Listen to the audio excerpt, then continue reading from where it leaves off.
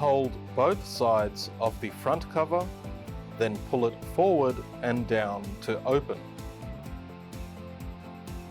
Hold the handle on the toner cartridge that you want to replace and pull it out.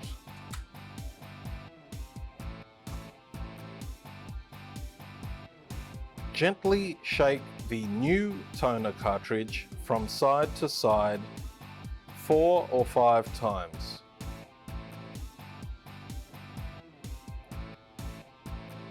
Align the toner cartridge to the notches on the cartridge slot and then gently insert the toner cartridge until you feel a click.